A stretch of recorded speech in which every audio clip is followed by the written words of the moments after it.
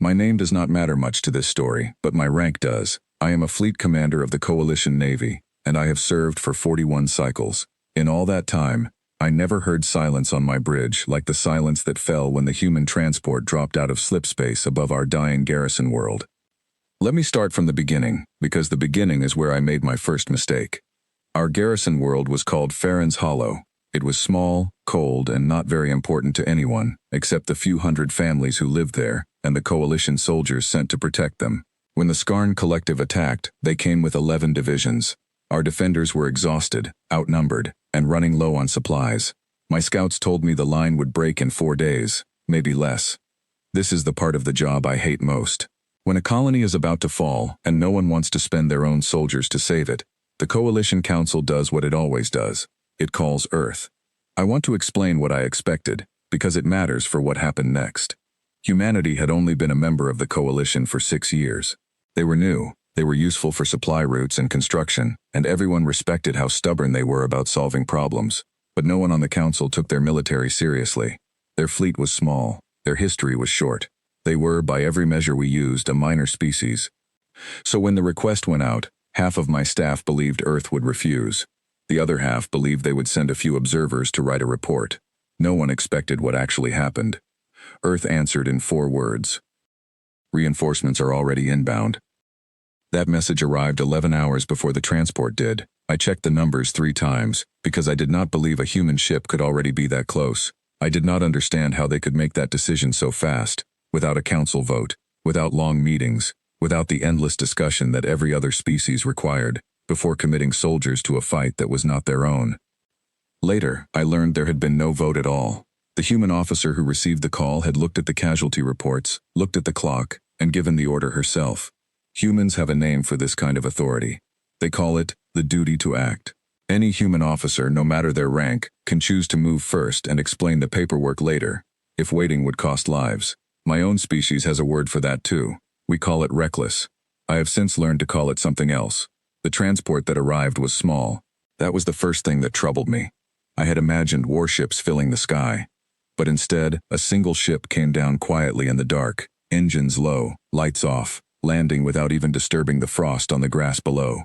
When my scanners gave me the final count, I almost asked for it to be repeated. 40. 40 humans, against 11 divisions. I remember thinking, quite clearly, that this was a terrible mistake. That this was a young species walking into a fight it did not understand. I was wrong about that, but I was not wrong in the way I expected. They did not fight like an army. That was the second thing that troubled me as I watched the reports come in from the Coalition officers still holding the line. The 40 humans split into small groups, no more than 4 or 5 each, and within a single hour they had already mapped the entire Skarn position. Supply routes, command tents, communication towers, fuel stores. They used instruments so quiet that Skarn scanners never noticed them. They did not attack the 11 divisions. That would have taken far too long, and would have cost many lives on both sides. Instead, they went after the small number of things that held those 11 divisions together. A fuel depot here, a communication relay there, 2 Skarn officers who happened to be responsible for coordinating supply lines, who were quietly taken into custody before their own soldiers even realized something was wrong. By the time the sun rose over Farron's Hollow, the Skarn army had not lost a single battle, but it had lost the ability to fight one. Their communications were down. Their supply convoys were stopped in 3 different places. Their officers were confused, cut off from each other, no longer able to give clear orders. Within a day, the Skarn commander requested a full withdrawal, not because his soldiers had been defeated in open combat, but because his entire army had simply stopped working as one unit. I did not understand this at first. Where I come from, strength is something you show. You bring a large fleet. You make a display of force so that everyone watching understands exactly how powerful you are. That is how respect is earned in most parts of the galaxy. Humanity did the opposite. They sent 40 people who avoided open fighting whenever they could, who took 17 prisoners instead of leaving 17 more names on a list of the fallen, and who were gone again by the following night. They left the Coalition garrison to take the official credit for holding the valley. When I offered to publicly recognize the human team for their actions, on behalf of the full council, my request was quietly declined. No message, no parade, no ceremony. As if they had simply done what needed doing, and did not think it deserved special attention. I wanted to understand this, so, before the transport left, I requested a short meeting with the human officer who had led the mission. Her name was Sergeant Okoro. She was not what I expected either. I had pictured someone loud, someone eager to speak about victory. Instead, she was calm, almost quiet, and clearly more interested in finishing her equipment checks than in speaking with a fleet commander from another species. I asked her the question that had been sitting in my mind since the transport first landed. Why send only 40? Why not bring the larger fleet Earth surely had available? Every other coalition species I had worked with would have brought overwhelming numbers, simply to be safe, simply to be sure.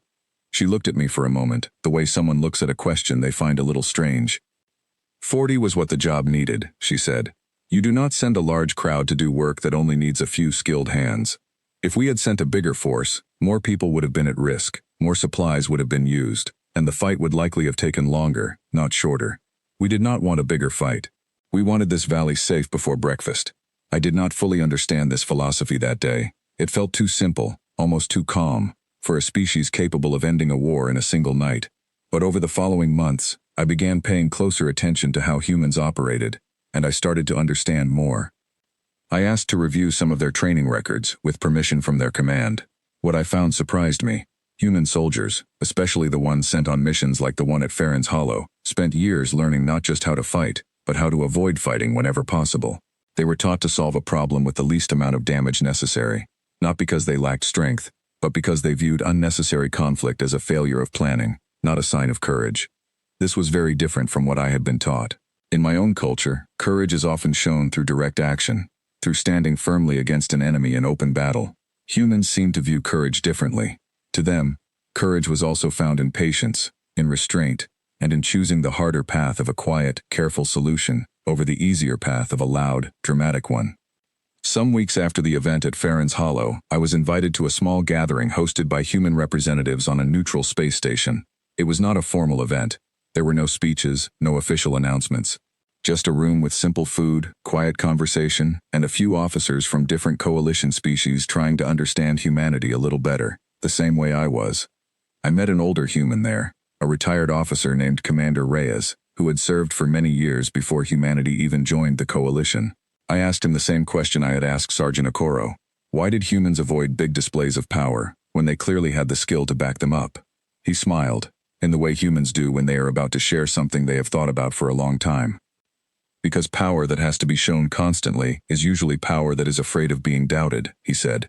We learned a long time ago, on our own world, long before we ever left it, that the loudest displays often hide the weakest foundations. We would rather be quietly capable than loudly threatening. It keeps our friends calm, and it keeps our enemies careful. I have thought about that sentence many times since. Over the following year, Farron's Hollow slowly recovered. The families who lived there returned to their homes. Farms were rebuilt. Children who had been hidden underground during the attack were able to walk outside again without fear. None of them ever met the 40 humans who saved their valley. Most of them never even learned their names. The humans did not ask for recognition, and so very little was given, beyond a small memorial plaque placed quietly near the valley's main road, listing no names, only the words. To those who came when called, and left without asking for thanks. I visited that plaque myself sometime later, during an inspection tour of the region. I stood there for a long while, thinking about how differently this event could have gone. If we had waited even one more day before sending our request, the valley might have fallen. If humanity had responded the way most coalition species respond, with slow debate and careful political calculation, the outcome might have been very different. Instead, one officer made a decision. 40 people carried it out. And an entire population was saved, quietly, without fanfare, without unnecessary conflict, and without asking the rest of the galaxy to notice. I have reviewed a great deal of human history since that day. It is not hidden from the rest of the coalition, though humans rarely bring it up on their own. I understand now why the Council should have taken humanity seriously from the very beginning, but I also understand why, in some ways, it may be better that we did not. A species does not need to conquer worlds to be dangerous. It only needs to be extremely skilled at solving the exact problem placed in front of it, and to have spent longer than most of us practicing exactly that kind of skill, quietly, without needing an audience. We asked Earth for reinforcements. Earth did not send its full army. It sent 40 people who could end a conflict before the rest of us had finished being afraid of it, and then sent them home again, without asking for anything in return, except that the valley, and the people living in it, would still be standing in the morning. Since that day, whenever a new threat appears near coalition space, and someone on the council suggests calling Earth. I no longer hear the quiet doubt I once heard in those meetings. I no longer see officers exchanging uncertain glances, wondering whether a young species with a small fleet can truly help. Instead, I see officers who remember Farron's Hollow. I see officers who understand that help does not always arrive with loud engines and large numbers. Sometimes it arrives quietly, does exactly what is needed, and leaves before anyone has time to properly say thank you. I have not underestimated humanity since that night, and I do not believe I ever will again. There is one more thing I want to add, something I only learned much later, from a report I was not originally meant to see. It turned out that Sergeant Okoro and her team had not been the closest available human unit to Farron's Hollow. There had been a larger fleet nearby, one that could have arrived sooner and with far greater numbers. When I asked why that fleet had not been sent instead, the answer I received was simple, and it has stayed with me ever since. The larger fleet was reserved for situations where overwhelming force was truly the only solution. Farron's Hollow was not that kind of situation. It needed precision, patience, and calm decision-making under pressure, not size. Humanity had learned, long ago, that sending the wrong kind of strength to solve a problem often causes more harm than sending none at all. That is the lesson I carry with me now, whenever a new call for help arrives at my desk. Strength is not only measured by how much force a species can bring, it is also measured by how carefully that force is chosen, and how wisely it is used. We asked Earth for reinforcements. Humanity sent exactly what the moment required, nothing more and nothing less. And in doing so, it taught an old fleet commander something he had never learned in 41 cycles of service. Sometimes, the deadliest warriors are not the ones who bring the most weapons. They are the ones who know exactly which few to bring, and exactly when to leave. End.